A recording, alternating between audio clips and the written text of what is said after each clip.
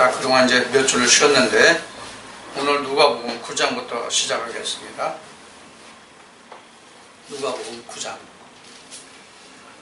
예수께서 12 제자를 불러 모으사 모든 귀신을 제어하며 병 고치는 능력과 권세를 주시고 하나님의 나라를 전파하며 앓는 자를 고치게 하려고 내어 보내시며 이르시되 여행을 위하여 아무것도 가지지 말라. 지팡이나 주머니나 양식이나 돈이나 두 벌 옷을 가지지 말며 어느 집에 들어가든지 거기서 유하다가 거기서 떠나라. 누구든지 너희를 영접지 아니하거든 그 성에서 떠날 때에 너희 팔에서 먼지를 떨어버려 저희에게 증거를 삼으라 하시니 제자들이 나가 각 촌에 두루 행하여 처처에 복음을 전하며 병을 고치더라. 여기서 예수님이 이제 제자들에게 우리 흔히 하는 말로 이제 전도 훈련을 내보냈다 이렇게 얘기하잖아요. 바로 이제 그 부분입니다. 이 부분이 이제 공간 복음에 다 이제 증거되고 있는데 이 누가복음 9장에서도 지금 제자들을 2명씩 불러 모아서 그 전도 훈련을 보낸 것입니다. 근데 이제 예수님 여기 이제 나갈 때 당부하시죠. 이러한 것을 너희가 준비하지 말라. 그냥 가라. 그리고 어느 집에 머물러서 그 집에서 이 복음을 받으면 그 복이 그들에게 가고 그렇지 않으면 먼지라도 털어서 증거를 삼으라. 이렇게 지금 이 말씀에 증거하고 있죠. 그래서 다른 복음에는 이렇게 중에서 그 먼지라도 털고 그 너희가 전한 복이 그들이 받지 않을 땐 그 복이 다시 너희들이 다시 돌아오리라. 그런 얘기예요. 그러니까 이 복이라는 것은 나누면 배가 되는 것이고 받지 않으면 그 복이 다시 돌아와서 하나로 그냥 있는 거예요. 이게 한 미랄의 개념이에요. 고린도서 15장에 한 미랄이 땅에 떨어져 썩으면 죽으면 많은 결실을 맺거니와 이렇게 하잖아요. 자, 지금 예수님이 제자들을 복음을 전하러 지금 보냈잖아요. 근데 어느 집에 유하면서 머물면서 그 집에 복음을 전했는데 그 집이 받았어요. 그러면 거기서 또 한 미랄이 썩은 거 아니에요. 그 미랄이 또 그 사람들을 인해서 다른 데 전해져서 또 그 미랄이 썩으면 또 다른 열매를 다른 그 또 하나의 열매를 얻게 되잖아요. 이게 미랄이 썩었다는 의미고 이게 복음을 전도했다는 얘기거든요. 이 복음이 그 헬라어로는 유로게오라는 얘기를 오래전에 한 적이 있어요. 유로게오. 유는 그 좋다는 의미이고 게오라는 것은 로게오라는 것은 로고스의 말에서 어원에서 온 거예요. 그래서 이 복음이 바로 좋은 소식이에요. 좋은 소식이 바로 뭐예요? 예수 그리스도를 전하는 것이 좋은 소식이거든요. 그럼 예수 그리스도를 전하는 것이 왜 좋은 소식이냐? 그게 바로 영생이거든요. 그래서 바로 이 복음을 전하라 하는 것은 예수 그리스도를 전하라 그 얘기거든요. 그래서 너희가 우리 교회에 나와라 하는 게 전도가 아니에요. 복음이 아니에요. 예수 그리스도의 음성을 들려주고 그 음성을 함께 할 수 있게 하는 게 바로 전도고 복음이에요. 그것이 여러분 이 말씀에서 여러분들이 이것을 참고하시기 바랍니다. 그리고 우리가 그 복음 전도를 나갈 때 복음을 전하러 갈 때 이것저것 많이 준비하지 말고 여기서는 그냥 나가라 한 그 의미가 뭐냐면 하나님이 예수님이 그 제자들에게 말씀하실 때 내가 그 원수들에게 막 누구에게 붙잡혀갔을 때 내가 무슨 말할까 염려하고 근심하지 말라는 말씀을 하시면서 뭐라고 해요? 말씀하시는 내 속에 있는 아버지시라 하나님이라 이런 말씀을 하시잖아요. 그런 의미에서 내가 아무것도 준비하지 말고 가라. 오로지 하나님을 의지하라. 그런 뜻이 여기에 들어있다고 보시면 돼요.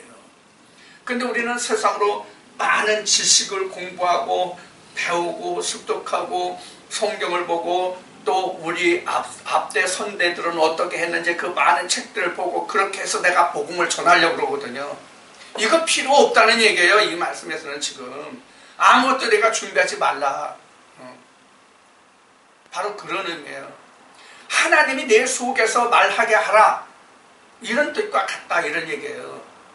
내가 배우고 준비하고 그러면 내가 배우고 준비한 것을 가지고 말할 거 아니에요. 누가 이렇게 얘기했더라. 누구 어느 책에 이렇게 썼더라. 이렇게 말할 거 아니에요. 그게 아니고 성경만을 가지고 가면, 즉 하나님 말씀만을 가지고 가면, 주님이 제자들에게 들려주셨던 말씀만을 가지고 가면 다른 것 가진 것 아무것도 없기 때문에 무엇만 얘기하게 돼요? 오로지 하나님의 말씀만 이야기하게 될 거 아니에요. 이게 우리가 이제 그 사도행전 그 바울이 행한 일에서 우리는 볼 수 있어요. 물론 바울이 사도행전에 이 말씀을 기록하지는 않지만은 내가 모든 것을 배설물려두고 다 버렸다고 그러잖아요. 이게 빌립보서에 기록됐나요? 이 말씀이 바로 이제 이런 것이거든요. 그러니까 자기가 세상으로 배우고 익혔던 그 모든 것을 다 버릴 수 있고 하나님이 말씀하시게 하여야 그것이 온전하고 순전한 복음이고 그것이 바로 생명이에요. 바로 그것을 우리가 지금 9장 1절로부터 지금 6절까지의 말씀을 통해서 우리는 배울 수가 있습니다. 그런데 지금 앞에 잠깐 지금 말씀드린 바와 같이 오늘날 많은 그 목회자들이 많은 책을 섭렵하고 많은 지식들을 보고 옛날에 우리 믿음의 선진들이 어떤 그 글을 썼는지 그 책들을 구해서 보고 오늘날도 많은 책들이 쏟아져 나오는데 그 책들을 보고 그 책에는 어떻게 기록했는지 그것들을 참고로 해서 하나님을 전하려고 한단 말이에요. 이 말씀을 통해서 우리가 이러한 면들이 과연 옳은가 하는 것을 우리가 잘 좀 판단해 보시길 바랍니다. 7절부터 군봉왕 헤롯이 이 모든 일을 듣고 심히 당황하여 하니 이는 혹은 요한이 죽은 자 가운데서 살아났다고도 하며 혹은 엘리야가 나타났다고도 하며 혹은 옛 선지자 하나가 다시 살아났다고도 함이라. 헤롯이 가로되 요한은 내가 목을 베었거늘 이제 이런 일이 들리니 이 사람이 누군고 하며 저는 저를 보고자 하더라. 그래서 헤롯이 그 잔칫날 자기가 딸에게 약속을 하죠. 딸 그 춤을 추는데 내가 춤을 추는데 내가 무엇을 해줄 거라니까 그 딸이 원하는 그 모든 것을 해주겠다고 약속을 하잖아요. 그래서 요한이 그때 바로 죽음을 당하게 되죠. 바로 그것이 이제 그 어미의 이제 그 장난이었지. 이게 마귀 사탄의 역사죠, 그러니까. 그래서 이제 헤롯이 죽게 됐는데 예수님과 그 제자들이 다니면서 많은 그 능력이 전해지고 행해지고 이루어지고 있거든요. 그러니까 헤롯이 이게 불안한 거야, 헤롯이. 응? 내가 분명히 요한은 내가 못 배웠는데 이거 요한이 죽은 자 가운데 살아났나? 아니면 선지자 중에 누가 하나인가? 지금 굉장히 불안하죠, 지금 요한은. 그래서 지금 요한은 지금 예수라는 사람이 하는 일들을, 그 제자들이 하는 일들을 보고 당황해서 그가 누군가 다시 보고 싶다는 얘기예요. 좋은 뜻으로 지금 예수 그리스도를 보고자 함이 아니에요, 지금. 헤롯이 보고자 하는 것을. 그래서 이제 헤롯이 예수를 또 그 무리들을 지금 보고자 하는 것이죠. 그 말씀이 지금 7절부터 9절까지 기록이고 10절 말씀부터 보면 사도들이 돌아와 자기들이 모든 행한 것을 예수께 고한데 데리시고 따로 벳세다라 하는 고을로 떠나 가셨으나 무리가 알고 따라왔거늘 예수께서 저희를 영접하사 하나님 나라의 일을 이야기하시며 병 고칠 자들을 고치시더라. 날이 저물어가매 12사도가 나와 여짜오되 무리를 보내어 두루 마을과 촌으로 가서 유하며 먹을 것을 얻게 하소서. 우리 있는 여기가 빈 들이니이다. 예수께서 이르시되 너희가 먹을 것을 주어라 하시니 여짜오되 우리에게 떡 5개와 물고기 2마리밖에 없으니 이 모든 사람들을 위하여 먹을 것을 사지 아니하고는 할 수 없습니다 하였으니 이는 남자가 한 5,000명 되밀어라. 제자들에게 이르시되 때를 지어 한 50명씩 앉히라 하시니 제자들이 이렇게 하여 다 앉힌 후에 예수께서 떡 5개와 물고기 2마리를 가지사 하늘을 우러러 축사하시고 떼어 제자들에게 주어 무리 앞에 놓게 하시니 먹고 다 배불렀더라. 그 남은 조각 12바구니를 거두니라. 자, 지금 이 말씀 우리가 지금 앞에 지나온 마태 마가복음에서도 이거 5병이요 또는 7병이요 역사를 봤습니다. 지금 이제 공관복음이 누가복음이 끝이니까, 공관복음으로는 누가복음이 끝이니까 지금 마지막 번 지금 오병이어가 지금 기록되고 있는 거예요. 공관복음 중에서 마지막 번으로. 자, 이제 앞에도 말씀드렸지만 이 오병이어, 칠병이어는 이때 당시에는 실제 그 이들이 먹는 그 떡, 이들은 그 밀가루 빵이죠. 빵. 그런데 이들이 먹는 빵은 무교병입니다. 무교병, 즉 누룩을 넣지 않은, 부풀리지 않은 빵이에요. 자, 여러분들에게 여기서 한 가지 질문을 드려볼게요. 누룩을 넣은 빵과 누룩을 넣지 않은 빵이 어떤 차이가 있습니까? 실제 누룩을 넣은 것과 누룩을 넣지 않은 빵이 어떤 차이가 있냐고요. 실제로. 더 빨리 상하고 안 상하고. 누룩을 넣어서 발효시킨 빵은 금방 상합니다. 그런데 누룩을 넣지 않은 빵은 오히려 말라 비틀어집니다. 상하지 않습니다. 그래서 무교병을 말하는 거예요. 유기병 누룩이 들어간 떡을 먹지 말라고 말씀하신 것이 바로 그거란 말이에요. 세상 중에 너희가 부패한다, 그런 얘기거든요.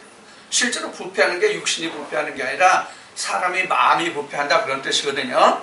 사람이 마음이 부패한다는 것이 왜 문제가 되냐면 예수님이 먹는 것에 대하여 말씀하실 때에, 죄에 대하여 말씀하실 때에 입으로 들어가는 것이 죄가 아니라 입에서 나오는 것이 죄다, 이렇게 말씀하셨잖아요. 그래서 마음이 썩으면, 마음이 상하면 그 입에서 나오는 것도 먹은 대로 나오기 때문에 바로 썩을 것과 세상에 더럽고 악한 것이 나오기 때문에 바로 썩은 것을, 즉 무교병을, 유교병을 먹지 말라는 얘기예요. 그래서 유교병이 뭔가 앞에 나왔죠. 우리 복음서 할 때 나왔죠. 그래서 서기관들과 바리새인들의 교훈, 헤로스의 교훈이 바로 누룩이다, 이렇게 말했죠. 너희가 그들의 교훈을 듣지 말라, 예수님이 그렇게 제자들에게 말씀하셨죠. 자, 그 말씀을 기억하시기 바랍니다. 그래서 지금 방금 말씀드린 대로 이때 당시에 예수님이 실제 보리떡과 여기서 이제 보리떡이라고는 이제 기록되지 않았지만은 그 떡 5개와 그다음에 그 물고기 2마리로 그때 당시에 예수님이 다 그 5,000명이 넘는 그 5,000명이 됩니다 그랬죠. 남자만. 그러니까 남자만 있겠어요. 여자도 있고 애들도 있고 많이 있을 거 아니야. 노인애들도 있고. 그런데 남자만 5,000명이다. 이 남자만을 여러분들이 잘 기억하셔야 됩니다. 이 남자라는 것은 그 본래적으로 말하면 성경에서 남자라고 하는 것은 누가 남자냐면 이씨가 남자거든요. 이씨가 남자예요. 그럼 이씨가 아닌 남자는 누구예요? 창세기 1장 27절에 자카르가 나오잖아요. 자카르. 여자 네케바. 그렇죠? 그래서 이씨는 지금 믿음의 길을 가고 있는 사람이 바로 이씨예요. 그러니까 예수님의 말씀을 들으러 온 거죠. 그럼 왜 이때 당시에 예수님의 말씀을 많이 들으러 왔어요? 당시에 교권을 잡고 있는 바리새인들의 교훈과 다름이라는 말씀이 성경에 나오죠. 복음서에. 권세 있는 자들의 그 말씀보다 더 예수님의 말씀이 권세가 있는 말씀이었거든요. 그래서 그 말씀을 들으러 온 거예요. 그러니까 그런 의미에서 보면 누구냐면 이 사람들을 이씨라고 봐야 된단 말이에요. 이씨라고. 그래서 여기서 남자가 5,000명쯤 되었다는 것은 바로 그런 얘기예요. 그래서 우리가 다른 잠언 말씀에 보면은 전도서 말씀에 보면 1,000 남자 중에서는 하나를 얻었거니와 1,000 여자 중에서는 하나도 얻지 못했다는 말씀이 바로 그런 의미예요. 그만큼 지금 조금 전에 김 목사가 얘기했듯이 그만큼 구원의 백성이 적다는 얘기예요. 5,000명 중에서 여기 지금 12명뿐이 안 나왔잖아요. 사실은 남은 것이, 먹고 남은 것이 뭐예요? 먹고 남은 것이 뭐예요? 바로 우리가 복음 전파로 보면 그 먹은 양식으로 해서 다시 다른 또 새로운 양식이 나왔다는 얘기거든요. 이 말을 풀어보면. 그래서 12바구니에 거뒀다는 것은 새로운 영이, 새로운 백성이 생겼다, 이 뜻으로 봐야 된단 말이에요. 예수 그리스도의 생명의 떡을 먹는 자는 이렇단 말이에요. 예수 그리스도의 생명의 떡을 먹어도 5,000명 중에서 겨우 12뿐이 안 된다는 얘기예요. 물론 12는 우리가 그 숫자의 의미를 둘 것이 아니라 꼭 12바구니다라는 12의 개념을 둘 것이 아니라 이렇게 온전한 자가 있더라는 얘기예요. 그 떡을 먹어야. 이건 뭐 5병이요 7병이요는 여러 번 우리가 말씀을 나눴기 때문에 여러분이 충분히 이해를 하실 수 있을 겁니다. 자, 그 다음 18절부터 다시 이어갑니다. 예수께서 따로 기도하실 때에 제자들이 주와 함께 있더니 뭐라고 하는데 무리가 나를 누구라고 하느냐 대답하여 이거 쭉 건너갑니다. 어디까지 건너가냐면 27절까지 건너갑니다. 이것은 이제 그 마태복음으로 보면 16장에 기록된 베드로가 천국 열쇠를 받는 그 장면의 말씀과 같은 내용의 말씀이 되겠습니다. 그래서 이 말씀에 보면은 지금 예수님이 지금 제자들에게 내가 누구냐, 세상은 누구라고 하느냐, 그럼 너희는 나를 무엇이라고 누구라고 너희는 알고 있느냐, 이제 이런 얘기죠. 그러니까 이제 예수님이 제자들에게 이렇게 물어보는 것은 세상은 나를 누구라고 하고 세상은 그렇게 이야기한다면 그럼 너희는 나를 그들과 얘기하는 것과 너희는 어떻게 생각하냐, 이 생각을 물어보신 거란 말이에요. 세상의 사람들은 선지자 중에 한 사람이다 뭐다 하는 그 얘기같이 너희도 그렇게 생각하느냐, 아니면 너희가 나를 어떻게 생각하느냐, 이렇게 물어본 거잖아요. 그래서 이제 베드로가 그 대답에서 하나님의 살아있는 하나님의 아들이다, 이런 이제 신앙 고백을 하게 되죠. 여기서는 이제 그 베드로의 대답이 여기 나와 있나 한번 다시 봅시다. 20절 말씀에 보면은 예수께서 이르시되 너희는 나를 누구라 하느냐, 베드로가 대답하여 가로되 하나님의 그리스도이시니이다 하니 이렇게 나왔죠. 그런데 이때까지도 예수님이 그걸 경계하셨어요. 내가 그리스도라는 것을, 메시아라는 것을 드러내지 말라, 아직은 드러내지 말라, 이런 얘기죠. 그래서 예수님이 이때 비로소 22절에 가면 죽은 다음에 세상 사람 대수장과 서기관들에게 버림받고 죽어서 제3일에 살아날 것을 이때 우리에게 말씀하셨다. 사실 우리가 보면 이 말씀에 지금 21절, 22절에 기록된 말씀과 같이 그 장로들과 대제사장들과 서기관들이 우리 생각, 일반적인 생각으로 말하면 예수 그리스도를 가장 먼저 영접해야 될 자들이잖아요. 맞잖아요? 오늘날로 얘기하면 목사들이, 장로들이, 집사들이 누구보다 먼저 예수 그리스도가 오시면 영접해야 할 사람들에 속하잖아요. 그런데 오히려 그들이 예수를 배척하고 십자가에 못 박았단 말이에요. 이게 참 아이러니하지 않아요? 그래서 오늘날도 많은 사람들이 예수 그리스도가 재림할 것을 고대하고 기대하고 저 푸른 하늘을 날마다 쳐다보고 있을지도 몰라요. 언제 오시나 하고 깨어있으라고 그랬으니까, 도적같이 오시라고 하셨으니까. 그래도 참들 다 잘 자고 먹을 거 잘 먹고 잘들 놀고 돌아다닐 거 다 돌아다니더만 보니까. 자, 그런데 지금 그 예수님이 이때 비로소 지금 제자들에게, 이런 사람들에게, 즉 장로들과 서기관들과 이런 사람들에게 그 자기가 그 내침을 받고 버림을 받고 십자가에 죽고 3일만에 부활할 것을 이제 처음으로 말씀하시는 과정이 바로 27절까지 기록되어 있습니다.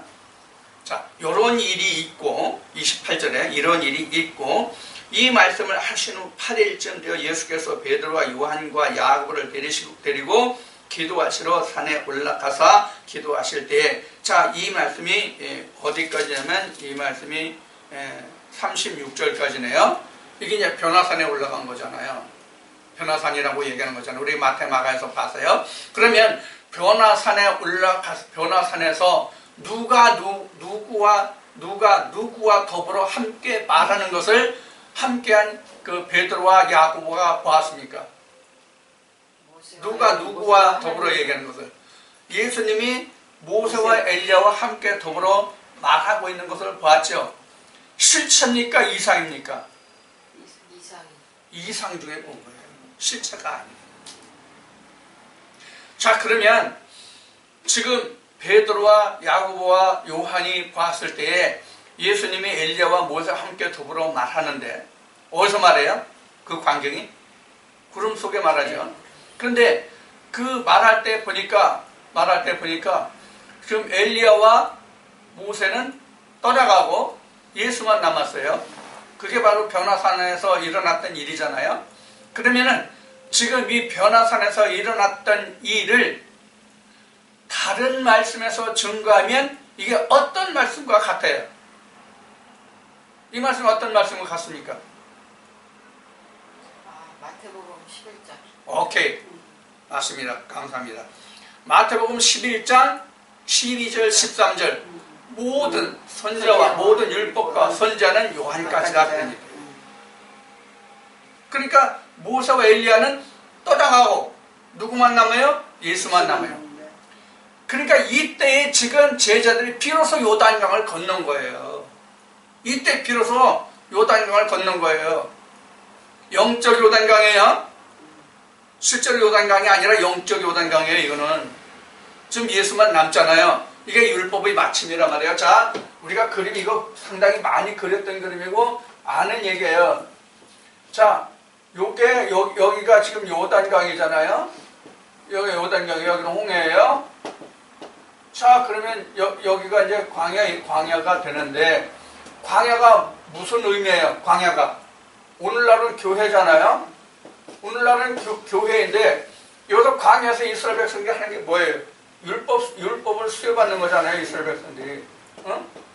이스라엘 백성들이 율법을 수여받는단 말이에요. 그 다음에 여기서 율법이 마침이 돼야 된단 말이야. 율법이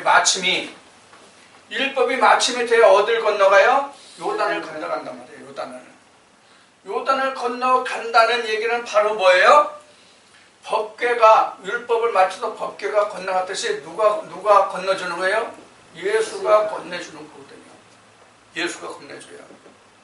예수가 건네주는데 이게 지금 여리고성이에요. 요선이 여리고성인데 여리고성도 6일은 아무 행적 없이, 즉 나팔이나 음성이나 외침이나 부르짖음이나 그 아무것도 없이 6일은 그냥 한 바퀴만 돌아요. 그리고 이스라엘 백성들이 역사 동안은 할 일이 아무것도 없어. 예루살렘이란다. 여리고성 한 바퀴만 돌면 돼. 그리고 쉬었어요. 그리고 7일째는 7바퀴 돌고 7 제사장이 7 양각 나팔로 나팔을 불 때 여리고성이 무너졌거든요. 여리고성이. 이게 양각 나팔 7이라는 게 지금 요한계시록 가면 뭐와 같으냐면 7인, 7 나팔, 7 대접 이것과 똑같은 모양을 그리고 있어요. 근데 이제 7 나팔은 이제 나중에 7 대접 제왕은 이제 나중에 나오지만은 여기 여리고성에 함락되는 것이 바로 7인과 바로 7 나팔과의 관계가 있어요. 이건 이제 나중에 요한계시록에서 하기로 하고 지금 이렇게만 말씀드려요. 자, 그래야 여리고성을 넘어올 수 있단 말이에요. 여리고성을 넘어와야 진짜 가나안의 일이 시작돼요. 천국의 일이 시작돼요. 그래서 지난주 그 예배 때 그런 말씀이 증거됐잖아요. 제사드린 자, 제사와 예배를 말씀드렸잖아요. 들은 사람은 알 거예요. 제사와 예배. 제사와 예배가 바로 이렇게 구분이 된단 말이에요. 자, 여기서 우리가 이제 이 변화선이 어떤 의미를 가지고 있는가. 마태복음에서는 모든 율법과 선지자는 요한까지다 이렇게 표현이 됐고, 물론 마태복음에서 변화산이 기록이 되지만은 바로 그 의미가 똑같다는 얘기예요. 지금 마가복음 여기서 누가복음에서 여기서 지금 똑같습니다. 그 다음에 몇 절로 다시 넘어가냐면 37절로 넘어갑니다. 37절부터 이튿날 산에서 내려오시니, 그러니까 지금 변화산에서 지금 하룻밤을 야경하고 그 다음날 내려온 거예요. 이 말씀을 보면 이튿날 산에서 내려오시니 큰 무리가 맞을세 무리 중에 한 사람이 소리질러 가르되 선생님 청컨대 내 아들을 돌아보아 주옵소서. 이는 내 외아들이니이다. 이 성경을 외아들과 외딸이 많아. 여기도 외아들이에요. 외아들이니이다. 귀신이 저를 잡아 졸지에 부르짖게 하고 경련을 일으키어 거품을 흘리게 하며 심히 상하게 하고야 겨우 떠나가나이다. 당신의 제자들에게 내어 쫓아주기를 구하였으나 저희가 능히 못하더이다. 예수께서 대답하여 가라사대 믿음이 없고 패역한 세대여, 내가 얼마나 너희와 함께 있으며 너희를 참으리요.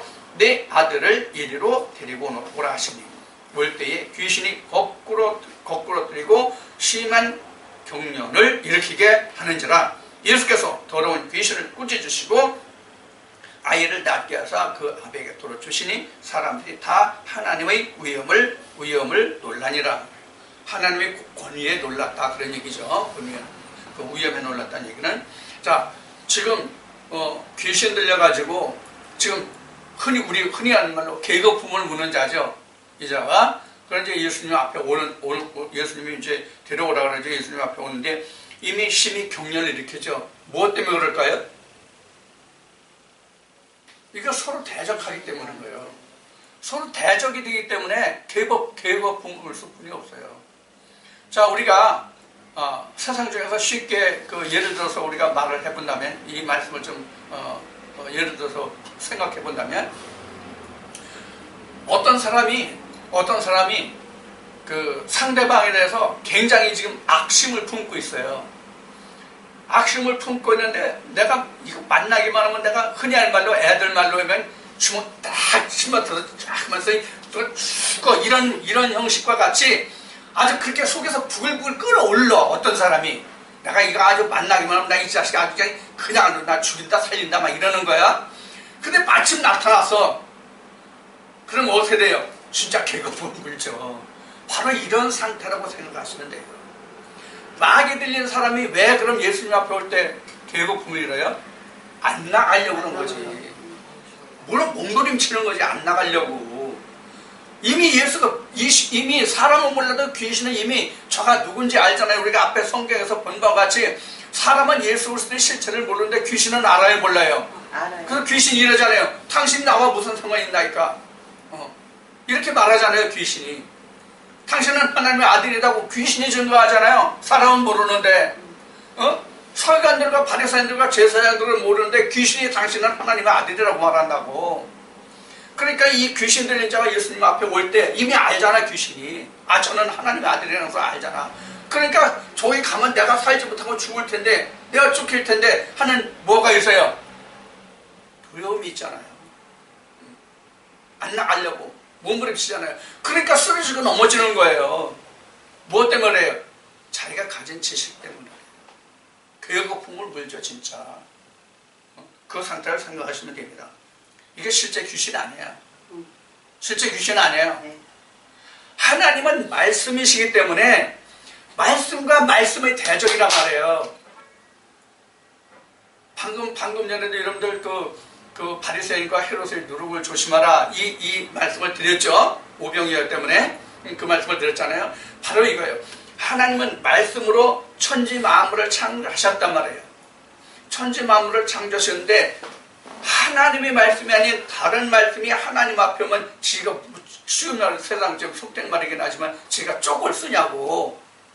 그러니까 안 나가려고 몸부림치니까 계급품 물고 쓰러지고 넘어지고 발공을 떠는 거죠. 이게 당연한 거예요. 이게.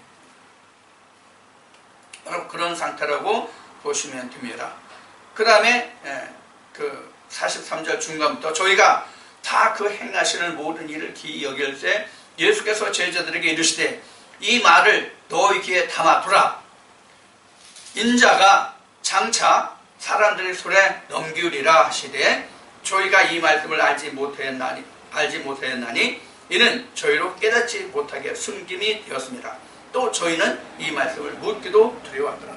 또 예수님이 그 죽으실 것을 말씀하셨는데 이 듣는 사람들이 전혀 이것을 개념치 않고 그냥 흘려 지나가는 말로 들었더라는 얘기거든요, 이게. 그러니까 이 죄자들조차도 예수님이 십자가에 돌아가셔야만 될 것이라는 것을 전혀 알지 못하고 있었단 말이에요. 그래서 이제 우리가 이것이 이제 결과론이지만은 예수님이 돌아가시니까 그래서 자기가 믿던 그렇게 자기가 믿고 따르던 선생, 주가 아도나이가 주가 십자가 못 박혀 죽으니까 제자들이 어떻게 되세요? 뿔뿔이 다 흩어졌잖아요. 지금 구원파같이 말이죠. 지금 구원파가 지금 4분 5열이라네요. 지금 4분 5열이에요. 구원파가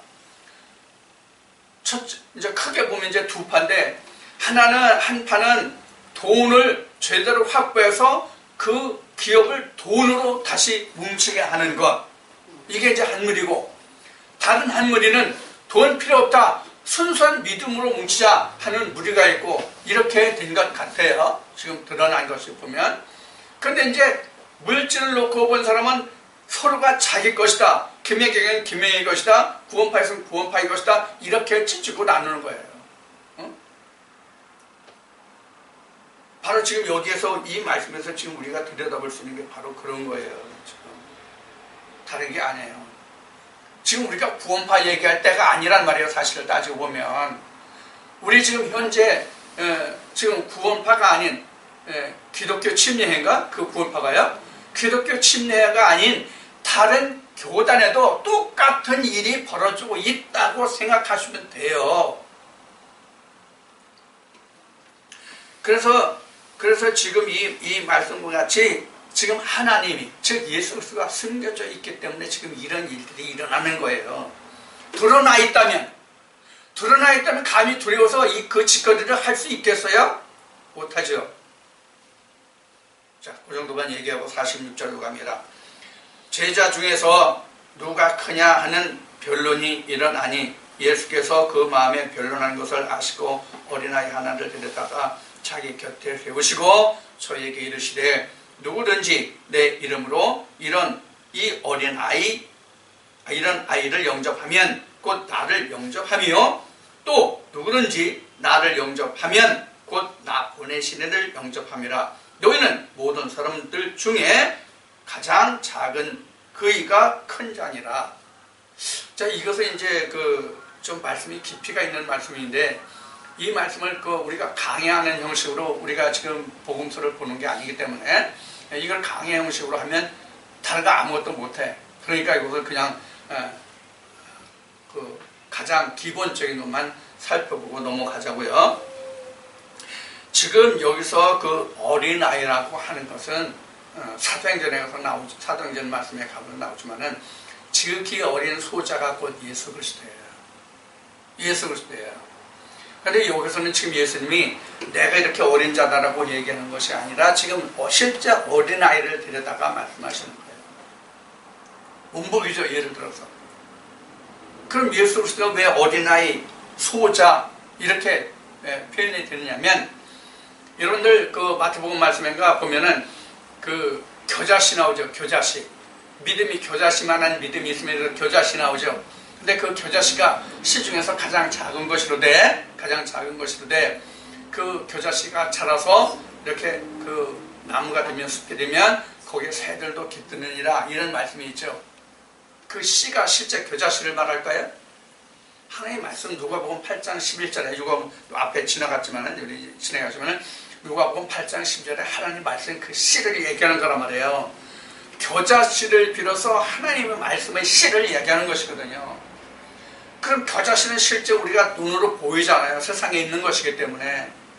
그런데 하나님의 말씀은 씨가 보입니까? 안 보이잖아요. 누구에게 안 보여요? 하늘문이 열리지 않은 자에게는 씨가 안 보인단 말이에요. 그래서 여기서 지금 어린아이를 말하는 거예요. 어린아이가 곧 씨예요. 씨로 보시면 돼요. 예수 그리스도로 보면 된다는 얘기예요. 그렇게만 일단은 말씀드릴게요. 이게 형제에서도 내 이웃을 사랑하라, 그 형제를 사랑하라, 이 말씀에서 사실은 이 말씀이 증거되고 이 말씀이 풀어줘야 될 말씀이에요. 자, 49절부터 넘어갑니다. 49절로 요한이 여짜오되 주여 어떤 사람이 주의 이름으로 귀신을 내어 쫓는 것을 우리가 보고 우리와 함께 따르지 아니함으로 금하였나이다. 예수께서 가로되 금하지 말라. 너희를 반대하지 않는 자는 너희를 위하는 자니라 하시니라. 자, 이제 이 말씀도 우리가 이제 풀어봐야 할 말씀도 있지만 이것도 이제 기초적인 건 봅시다. 자, 지금 예수 이름으로 지금 행하는 자들이 지금 하나둘이 아니잖아요. 예수님의 이름으로 행하는 자들이 하나둘이 아니에요. 근데 이 예수 그리스도의 이름을 당장 부르는 자는 예수 그리스도를 해할 자가 아니라는 뜻이거든요. 여러분들 지금 이미 우리가 에레미야 말씀을 지나왔죠. 에레미야 말씀에 보면 이런 말씀이 나와요. 에레미야 말씀에 보면 하나님이 천지를 지으실 때 계한을 두셨다 이렇게 말씀하세요. 거기에 보면 계한을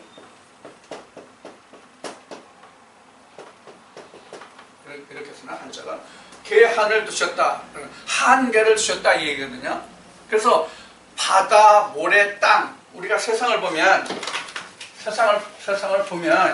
이렇게 구성되어 있잖아요. 그 땅의 구조가 바다, 모래, 땅 이렇게 되어 있잖아요. 근데 실제 모래는 어디에 속한 거예요? 실제 모래는 이 모래는 어디에 속한 거예요? 실제는 바다로 봤을 때는 바다에 속한 거예요. 모래는. 근데 이 바다는 우리가 그동안 공부를 해서 알지만은 세상의 의미잖아요. 세상에는 바다도 있고 모래도 있고 땅도 있다는 얘기거든요. 근데 예레미야 5장의 말씀에 보면은 이 모래를 바다와 땅 사이에 두어서 바다가 땅을 침범하지 못하게 하셨다 이렇게 말씀에 기록되어 있거든요. 그러면 실제로 우리가 세상을 두고 봤을 때, 세상을 놓고 봤을 때, 그래서 태풍이 일어났어, 태풍이. 그럼 바다가 모래를 건너서 땅까지 안 오나요? 오고도 남죠. 우리가 흔히 하는 말로 해일이라고 얘기하잖아요. 해일. 바다가 넘쳤다는 얘기거든요. 이 해일이. 그럼 바다가 넘칠 때는 땅까지 다 그냥 싹 훑어간단 말이에요. 그러면은 지금 에레미야서 5장에 있는 말씀이 하나님 말씀이 맞아요? 틀려요? 틀리죠? 네. 이 얘기는 무슨 얘기예요? 틀린다는 얘기는 뭐냐면 세상에 땅을 두고 하신 말씀이 아니다 그런 얘기예요. 그럼 무엇을 두고 얘기했느냐 그런 얘기예요.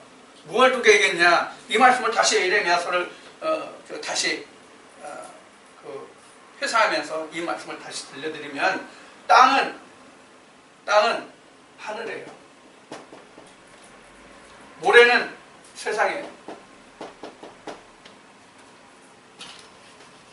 이걸 풀어주면 바로 이거예요. 여기는 이스마엘의 시요, 여기는 이삭의 시요, 이런 뜻이에요. 이게 아브라함에게 두 씨가 있으니 나왔죠. 아브라함에게 창세기에 나온 말씀을 이제 인용한 거예요. 아브라함에게 두 씨가 있으니 곧 이스마엘과 이삭이다. 맞아요? 맞아요? 이스마엘이에요? 아니. 하갈에서 난 자가 누구예요? 하갈에서 난 자가 이스마엘이죠. 그럼 그 사레에게서 난 자는 누구예요? 이삭이죠? 네. 네. 그래서 아브라함에게 요 둘이 아브라함이라고 할 수 있어요. 둘이 합치면 아브라함이에요. 근데 그 중에서 이런 시도 있고 이런 시도 있고 요거는 하갈이고 여기는 누구예요? 사라잖아요. 그래서 이 사라는 약속 있는 씨를 이삭으로 낳았고 하갈은 약속 없는 이스마엘을 낳았고 그래야 되죠. 그래서 모래가 이런 뜻이란 말이에요. 모래가 여기서 이제 그런 의미로 이 말씀을 드리는 거예요. 그래서 당장은 주의 이름을 부르는 자는 여기에 속한 자. 즉 여기는 지금 주님이 여기 계시잖아요. 지금 이 말씀을 놓고 보면 주님이 여기 계시고 능력을 행하는 자는 여기 있잖아요. 능력을 행하는 자가 제자들이 그럼 우리를 따르라니까 안 따르더라는 얘기예요. 그래서 저 능력하는 자 따라오는데 금했다는 얘기죠. 그래서 그들 금하지 말라. 당장은 나를 해할 자가 아니다. 그런 얘기죠. 그 다음에 51절 보겠습니다. 예수께서 승천하실 기약이 차감해 예루살렘을 향하여 올라가기로 굳게 결심하시고 사자들을 앞서 보내시매 저희가 가서 예수를 위하여 예비하려고 사마리아인의 한 촌에 들어갔더니 예수께서 예루살렘을 향하여 가시는 거로 저희가 받아들이지 아니하는지라. 제자와 야고보와 요한이 이를 보고 가로되 주여 우리가 불을 명하여 하늘로 쫓아 내려 저희를 멸하라 하기를 원하시나이까? 예수께서 돌아보시며 꾸짖으시고 함께 다른 자들 다른 촌으로 가시니라. 지금 예수님을 왜 사마리아에서 안 받아줘요? 서로 상종을 안 하기 때문에 안 받아준 거예요. 유대인들과 사마리아 서로 상종을 안 해요. 서로 원수지간이에요. 사실은 같은 핏줄이거든요. 같은 핏줄이에요. 그러면은 사마리아인과 유대인들이 서로 교통하지 않는 이유가 뭐예요? 누가 누구를 싫어했어요? 유대인들이 사마리아 사람들을 싫어했어요. 그럼 유대인들이 사마리아 사람들을 싫어하는 이유가 뭐예요? 피가 섞였기 때문에. 아수르 왕이 이스라엘의 그 수도 사마리아를 차지하고 있으면서 그 혼혈 정착을 썼거든요. 그래서 예루살렘이란다. 그 사마리아에 있는 사람들을 아수르 땅에 보내고 아수르에 있는 사람들을 불러다가 그 사마리아에 앉히셨단 말이에요. 그래서 서로 피를 섞었어요. 그래서 사실은 같은 유대인이지만 같은 히브리인이지만 그들은 그 피가 섞였다고 그래서 이방인 취급을 했거든요. 그래서 예수님이 그 사마리아 지방을 통과할 때 그 촌에 들어갔어도 거기서 쉴 곳을 얻지 못한 거예요. 자, 그래서 지금 이 말씀에 보면 이제 예수님이 사실은 어디로 올라가시는 과정에서 이 일이 생겨요? 예루살렘으로 올라가요. 지금 이게 마지막 유월절 때를 여기 이제 기록하고 있는 것 같죠? 그렇죠? 마지막 유월절에 예수님으로 봐서 마지막 유월절이에요. 마지막 유월절에 올려서 그 유월절에 예수님이 잡히시고 십자가에 돌아가시는 거죠. 그런 이제 그 과정이 여기에 이제 기록되어 있습니다. 자, 그래서 이제 다시 57절로 이어집니다. 길 가실 때에 혹이 여짜오되 어디로 가시든지 저는 쫓으리이다. 예수께서 가시되 여호도 굴이 있고 공중에 새도 집이 있으되 인자는 머리 둘 곳이 없도다 하시고 또 다른 사람에게 나를 쫓으라 하시니 그가 가로되 나로 먼저 가서 내 부친을 장사하게 허락하옵소서. 가라사대 죽은 자들로 자기 죽은 자들을 장사하게 하고 너는 가서 하나님의 나라를 전파하라 하시고 또 다른 사람이 가로되 주여 내가 주를 쫓겠나이다마는 나로 먼저 내 가죽을 작별케 허락하소서. 예수께서 이르시되 손에 쟁기를 잡고 뒤를 돌아보는 자는 하나님의 나라에 합당치 아니하니라 하시니라. 자, 이제 이렇게 해서 이제 누가복음 9장이 끝나는데 이 말씀을 보면 이제 세 부분으로 나눠볼 수가 있습니다. 세 부분으로. 하나는 예수님이 쉴 곳이 없다는 것. 예수님이 머리 둘 곳이 없다는 것. 하나는 죽은 자를 장사 지내는 것. 하나는 쟁기를 잡은 자의 일. 이렇게 이제 세 부분으로 나눠볼 수 있는데 지금 이 말씀을 보면 여우도 굴이 있고 공중에 새도 집이 있고 인자는 머리 둘 곳이 없다. 그런데 인자는 머리 둘 곳이 없다.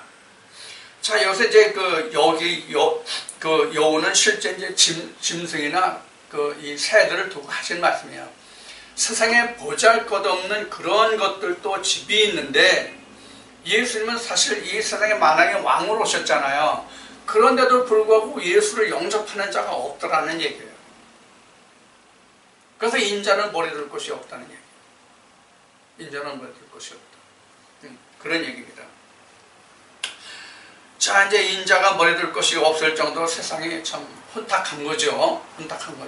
그러면 이제 우리가 이때 당시와 지금을 비교해서 우리가 생각해 본다면 과연 예수님이 오셨을 때에 세상이 이렇게 혼탁했는데 예수님이 오셨던 2000년 전에 그러면 세상이 혼탁할 만한 여건이었느냐 하는 것을 우리가 살펴보면 돼요. 세상이 그만큼 혼탁할 정도로 세상 여건이 그랬냐 하는 것은 어떤 얘기냐 하면 그때 교회가 없고 하나님이 없었냐 하는 거예요. 지금 이때 당시는 아니지만은 이 히브리인들이 지금 여기가 말씀이 이어지는 지금 이 배경이 어디냐면 이스라엘 땅이잖아요. 이스라엘 땅에 누가 누구를 섬겨요? 히브리인들이 살고 히브리인들이 하나님을 섬기잖아요.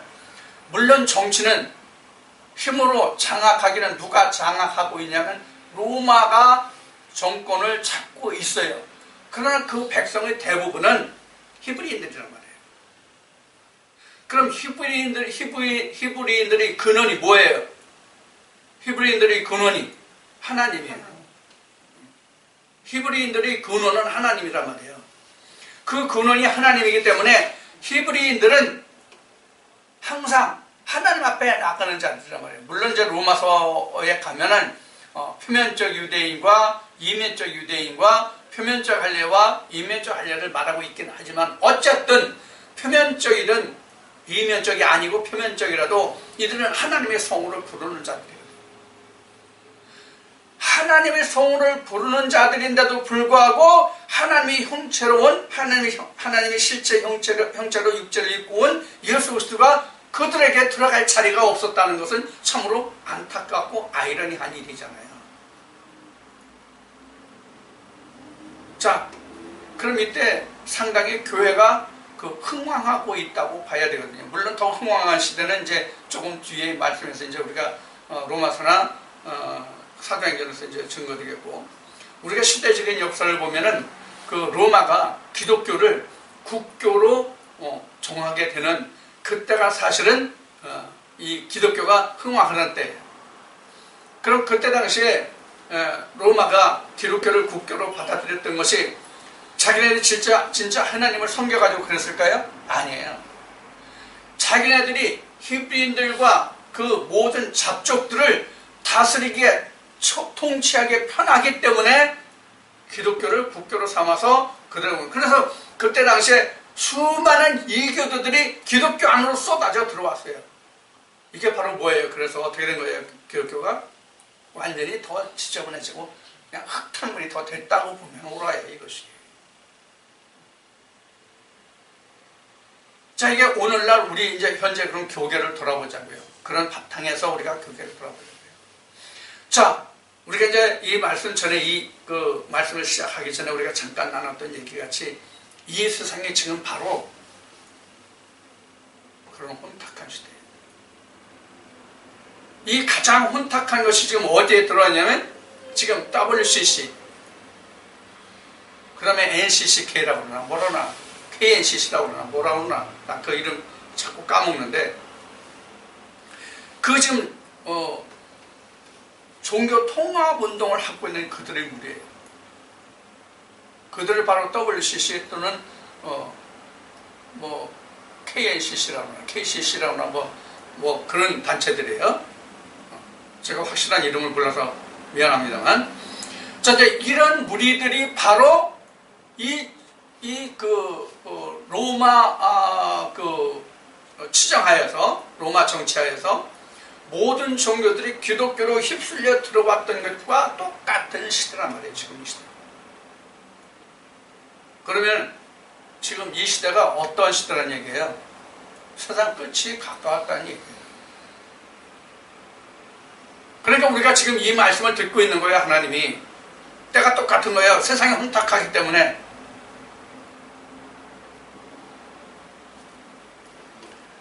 자, 그 말씀을 우리가 살펴보고 우리가 여기도 구리다는 것은 지금도 예수님이 발 디딜 것이 아니라 머리 둘 것이 없다는 것을 우리가 지금 생각하는 얘기예요. 이 말씀을 드립니다. 자, 그 정도만 해두고요. 더 얘기하면 골치 아프니까 그만하고요. 그 다음에 죽은 자가 죽은 자를 장사 지내게 한다는 것.